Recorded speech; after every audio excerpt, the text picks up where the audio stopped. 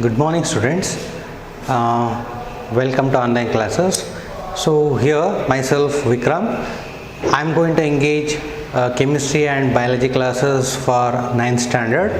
So today in this class we are going to begin with a new topic in biology. It is fundamental unit of life.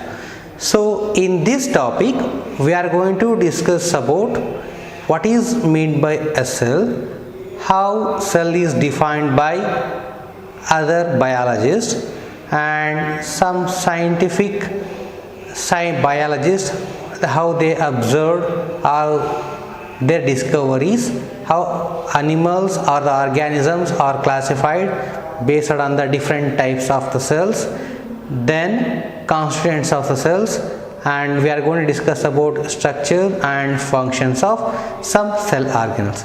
So this is about the overview of the topic fundamental unit of life. So now let's begin with the topic. So let's see, define a cell. We'll begin with a cell. Cell, it is the fundamental unit of a life. A cell, it is the fundamental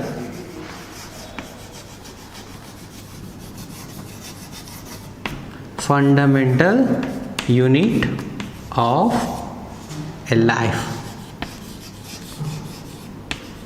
Means life begin with a cell only. So here the cell, here we can find cell in both plants as well as in the animals. So let's see that this what are the cells it performs, and we know that in the case of 8th standard a cell perform all the life functions. Then what are the life functions? Life functions means, say, it produces energy, it helps to reproduce, it helps to growth can be takes place by the cell, then all the activities takes place in the cell only. Hence it is the fundamental unit of a life. So here Leeuwenhoek, he first time he used the word a cell. Then as cell present in plants and animals, even the same functions they involve in plants and animals also, but you will find some differences. So let's see that what this life, the cell, which comes under biology. Now the biology, it is broadly categorized into two types. So here the biology is a branch of science which deals with about a science, living being things. Biology is a branch of science deals with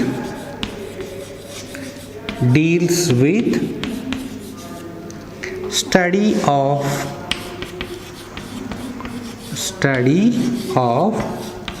life.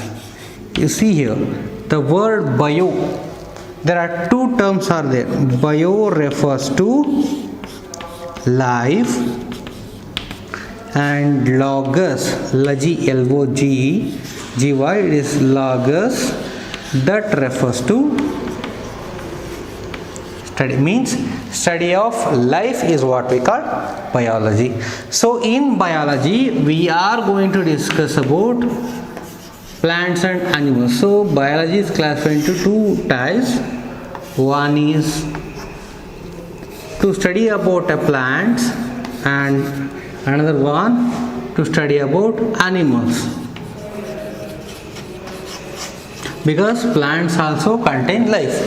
So study of plants is called as botany. Study of life is called as botany, and that of animals is called as zoology. So note that biology, it is classified into two types, botany and zoology. botany is study of a plant, and zoology is study of animals. So this is just a brief outline of a biology. So in this topic, as we are going to discuss about cell structure and function, now we'll begin with the content of the topic. As we discussed that cell is the fundamental unit of life, and the first time the cell was coined, the term cell was coined by a scientist called as Anton von Leeuwenhoek. So he was a scientist. He observed, while observing he was a microscopist, he was a lens maker. He observed that some honeycomb like structure he observed, and he called the term cell. Then afterwards many discoveries, Robert Brown came and he discovered nucleus.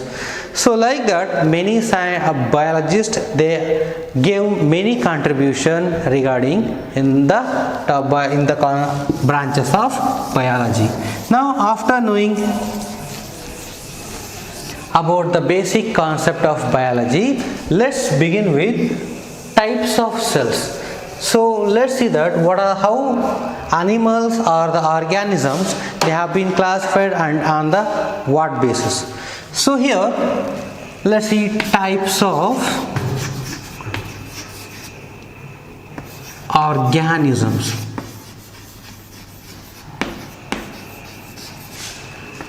Here classification of organism, it is different. So here in this first case, based on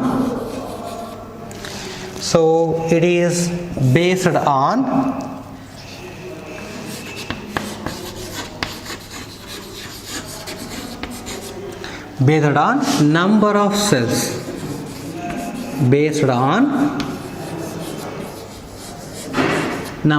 so this is the basis. Means, say for example, if you take a school, in a school we'll classify 8 standard, 3 sections are there. So we'll classify A, B section depending upon the strength or on different criteria.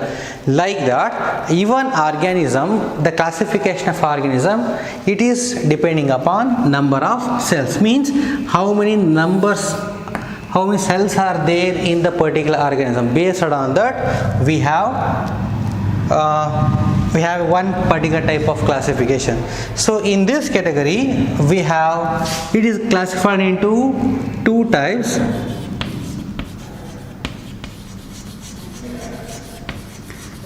Unicellular organism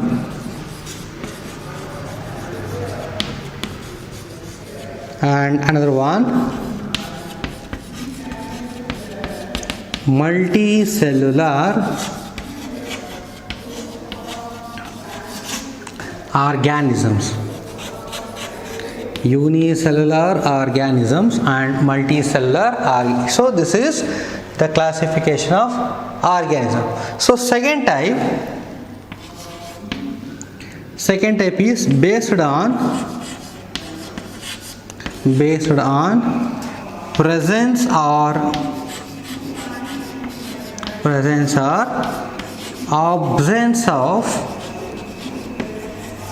absence of nuclear membrane.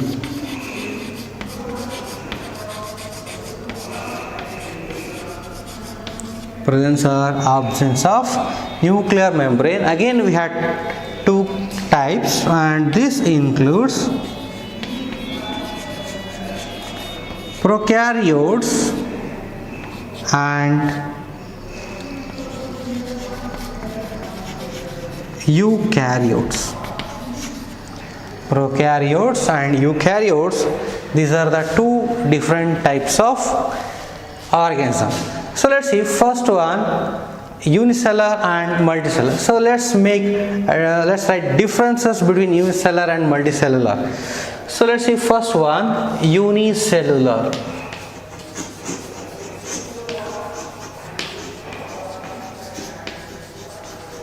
So note on the classification. So unicellular organisms. So first take types of based on the number of cells. We had two types, and another one based on presence or absence of nuclear membrane. Again, we have two types of classification. Now let's begin with unicellular organism. Unicellular organisms means these are the organisms made up of only one cell. See here, the word uni refers to one, universal. We have only one universe, one Vishwa, alva. That's why uni refers to one. Cell means a unit of life. So those organisms which consist of only one cells, or they are made up of only one cell, they are called as unicellular organism. So you means these are organisms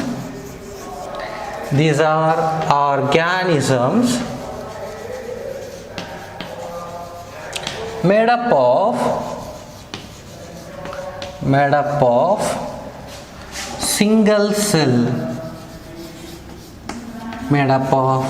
single cell, they are called as unicellular organism. Say for example, amoeba, euglena, paramecium.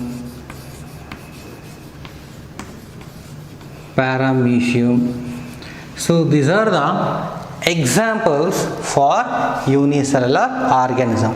Now let's move to second type, multicellular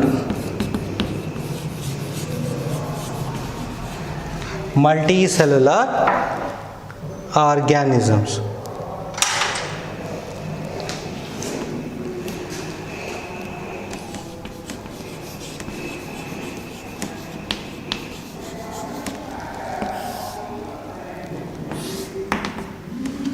So multicellular organisms means these are the organisms made up of many cells, means more than one cell, they all comes under multicellular organism.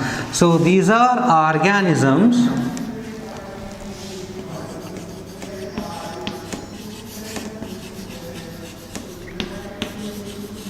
made up of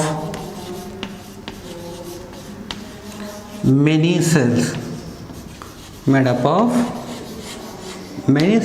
are called as multicellular organisms. Say example, higher plants and animals.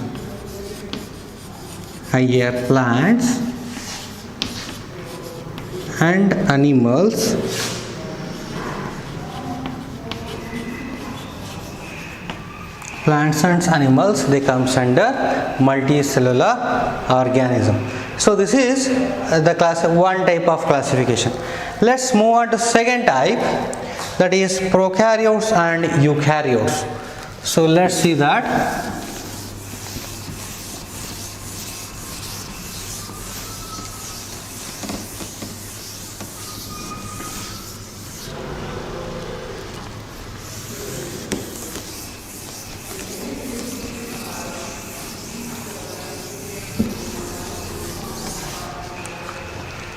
Next type is prokaryotes and eukaryotes. Let's see the difference. Or you can call it as prokaryotic organism or prokaryotes. Another one, eukaryotes or eukaryotic organisms. You can use the word prokaryotic organisms or eukaryotic organism. So here the word pro refers to primitive. At the first means these are the first organisms, they arise on the, so they begin their life on the, they are called as prokaryotes. Here karyo refers to nucleus, means they don't have a definite nucleus.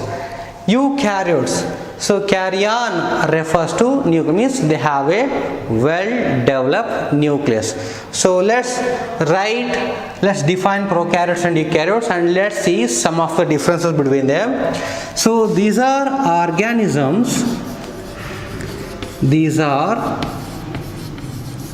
organisms in which in which nuclear material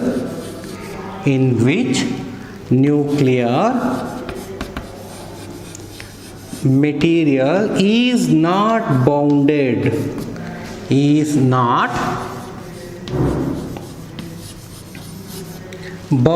by nuclear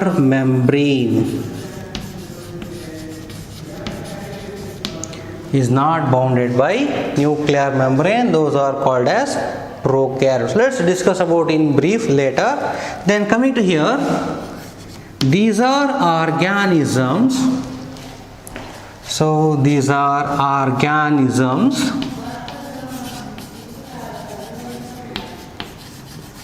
in which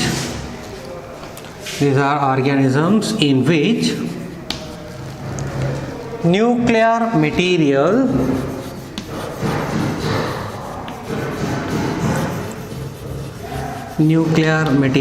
is bounded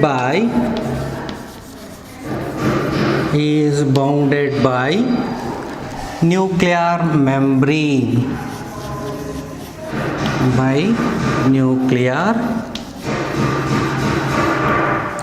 then they are called as eukaryote. Say for example, consider this is a cell.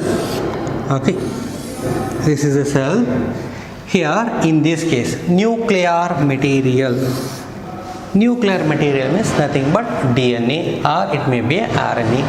So consider this is the DNA of a cell. So we know that usually the nucleus is covered by nuclear membrane, but here nucleus is present in the cytoplasm. It is present in the cytoplasm. It does not contain a separate membrane. This is plasma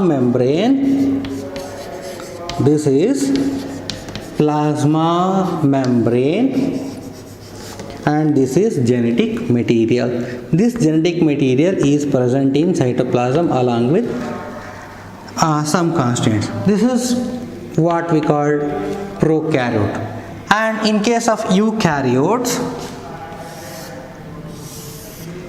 say there is a separate nuclear membrane. So this is the genetic material. Say this is the plasma membrane. Here you can see a cytoplasm, and this is nuclear membrane, and this is genetic material.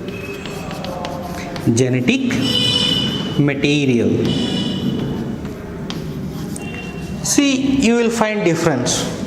Say first we'll discuss eukaryote. Say cell is covered by outer membrane, it is called plasma membrane. So plasma membrane contains the cytoplasm. In the cytoplasm you will find the center part is the nucleus.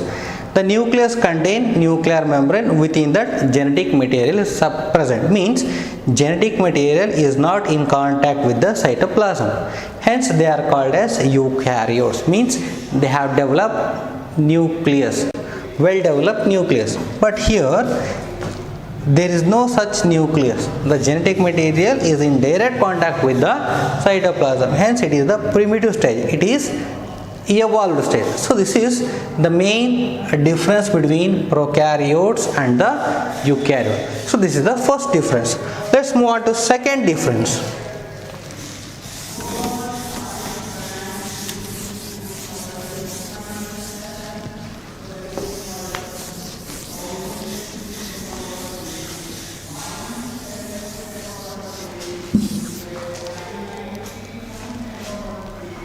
So second difference is that here coming to the size of the prokaryote.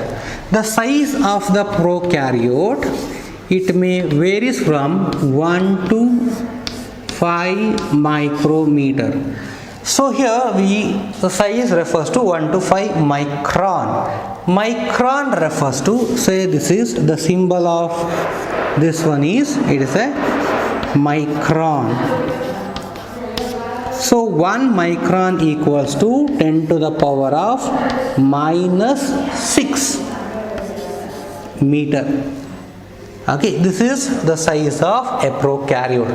So in this case, the size is varies from 6 to 100 micrometer. Its size is, so UN generally what we can say, eukaryotes, they are larger than prokaryotes. Then third difference is that here as nucleus, as there is no nucleus at all, so genetic material is present in the cytoplasm. So such kind of genetic material which is in direct contact with the cytoplasm is what we call nucleoid. So nucleus, you can say nucleus is not well developed. We cannot say nucleus, we can say nuclear membrane. Nuclear membrane is not present, so that new genetic material is in the cytoplasm. Such genetic material is called nucleoid. But in case of eukaryotes, there is well developed nuclear membrane. Well developed.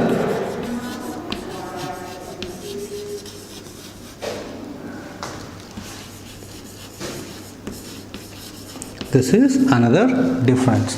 Then coming to nucleolus is absent. Nucleolus is absent.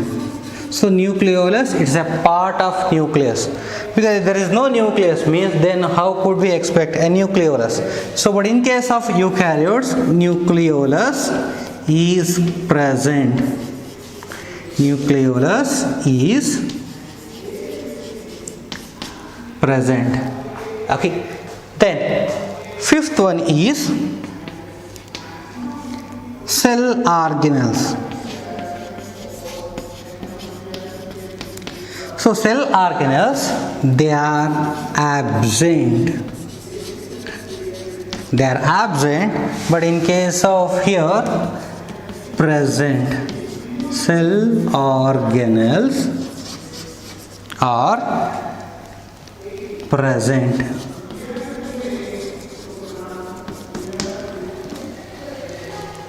So these are the few basic difference between prokaryotes and the eukaryotes. Now here in this differences we use the word genetic material.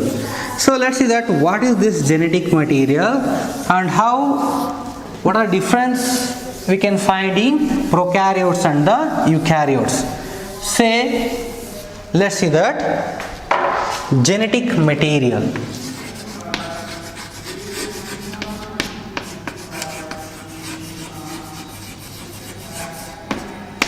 Genetic material, it is nothing but these are the substances, they control the activity of the cell. So they are called as genetic material.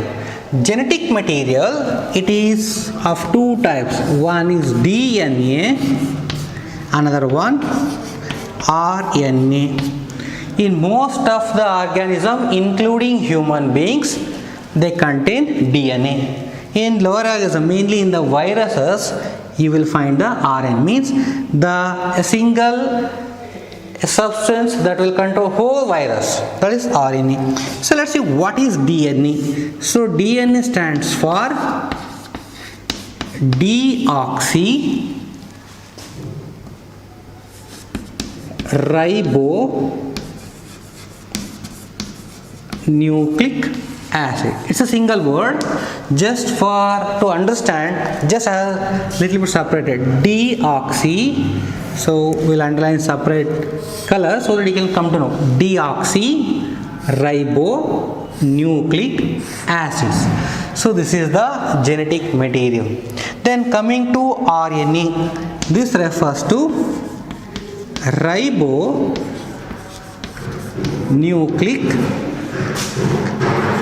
acid. This is ribonucleic acids. So these are the types of genetic material in the living organism. So after knowing genetic material, so here as we say that in the beginning, the cell perform different types of function. Here and in the cell we will find many cell organelles. So cell organelles, these are nothing but living substances. They perform their own function. These are the particles. They perform their own function. So here as the work is assigned, means different cell organelles perform different function. So this performance means the divide, whatever the work is divided in the cell, this is what we call division of labor. It's a very important one. Division of labor means nothing but, it's just nothing but assigning work to different cell organs. Say for example, if you take a school as an example, so there are many teachers are there, and each teacher they perform their own role. Say some teachers, say for example, they are handling science. Again we'll segregate. Some teachers they will handle 1 to 5, 6, 7 classes. Some teachers they will handle 8th, 9th and 10th. Means they have been work is assigned. And some teachers they perform, they help in drawing. They are drawing teachers. Some help in physical activity, they are physical teachers. Like that. So even a cell organelles present in the cell, they perform different function. Like that work has been distributed. Just similar like that of our body. Say for example, our respiratory system. Respiratory system mainly helps in respiring. So it will not supply the blood to different. Just the thing is that it has to take oxygen and releasing carbon dioxide. It's the main role of respiratory system. Coming to stomach, small intestine, large intestine, the main role of them is helps in digestion. And heart, they pump the blood. Kidney, they purify the blood. Like that, different organs perform different function. The same kind we can find in cell also. Say for example, so here mitochondria, it produces energy. Like that chloroplast, they mainly help in photosynthesis, means they help in synthesis of food. Ribosome, they help in synthesis of proteins. And so like that, even cell organelles, they perform different function, hence it is what we call division of labor. Means even in the cell, even in a single cell, we will find many functions. So this is about division of labor. So after knowing division of labor, so let's move on to the concept of cell organelles. What are the components of cells?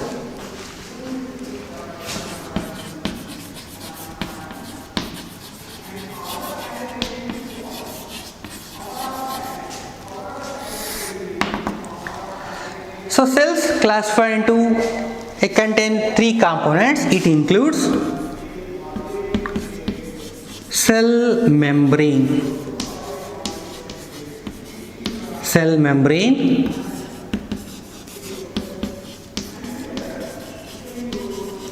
cytoplasm,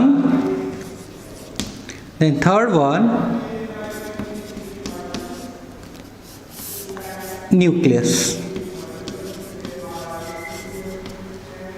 So these are the 3 main components of cell membrane, cytoplasm and the nucleus. So now we will discuss one by one. So let's say first one, cell membrane.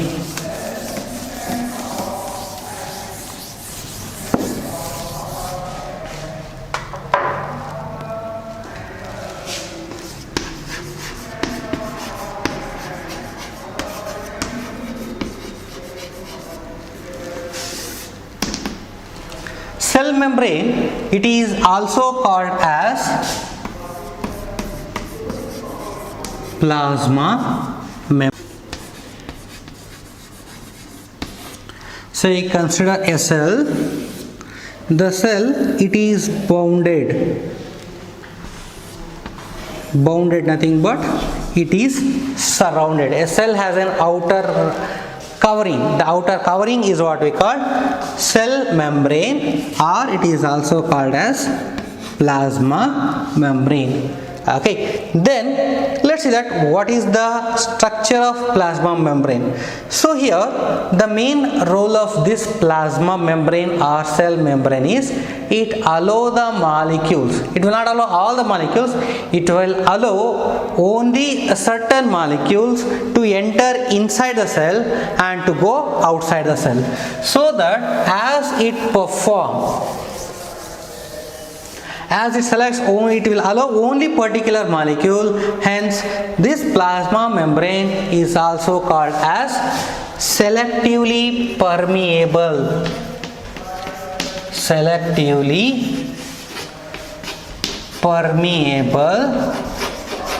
Or semi permeable membrane.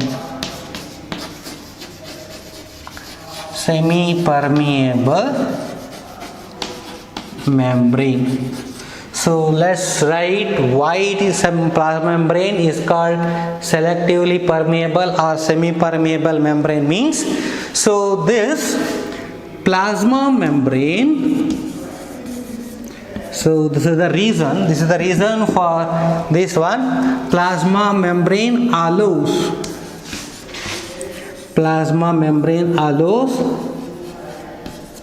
only selected molecules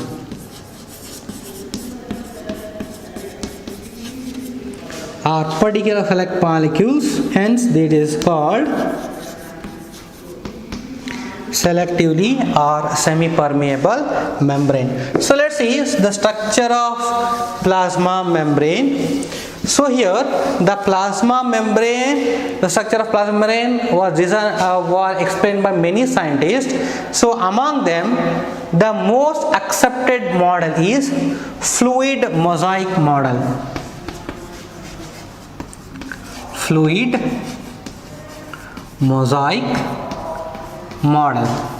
This is the most accepted model regarding structure of a plasma membrane.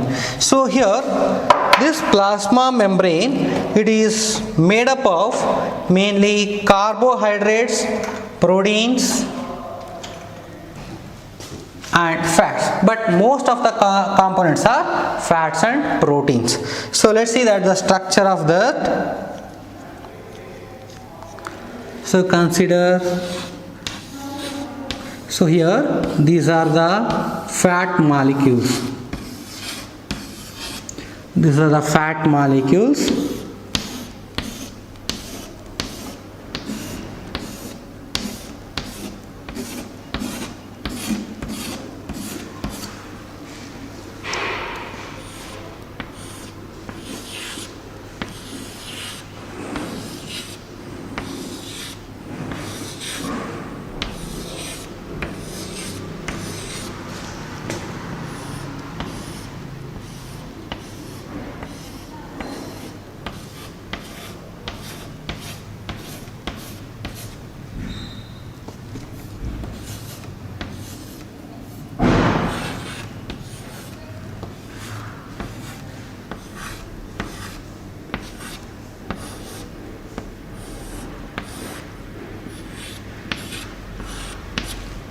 Okay.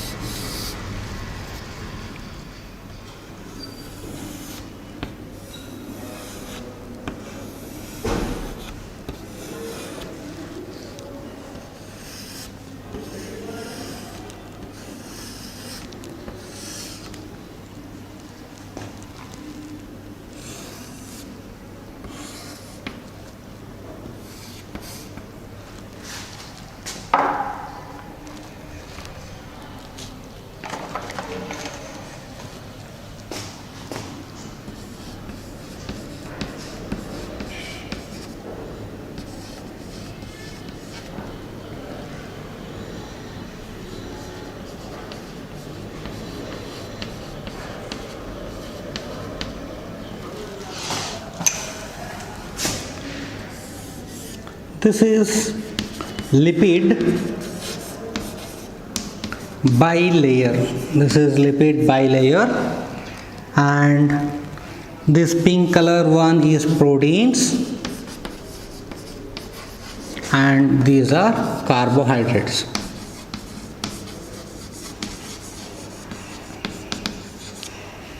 This is the structure of a lipid bilayer or fluid mosaic model. So the plasma membrane, it is made up of lipid bilayer. So this is one layer and this is another layer. So they are just like this is upper layer and this is lower layer. Okay, and they are keep on floating. So here and between the lipid, somewhere here and there you will find some proteins. So these are the proteins and these are the carbohydrates. So here whenever this plasma membrane, they allow the molecule inside and outside. This is outside and this is inside of the cell. This is inside a cell and this is outside a cell. They allow through passes through them either inside or outside. By this way it acts as a semi-permeable membrane. So after all knowing about how the molecule why molecule they enter into the plasma membrane, then let's see the functions of plasma membrane. So what are the different functions of plasma membrane are there and how it will allow the molecule inside and outside. So let's discuss these concepts in the next class. Thank you.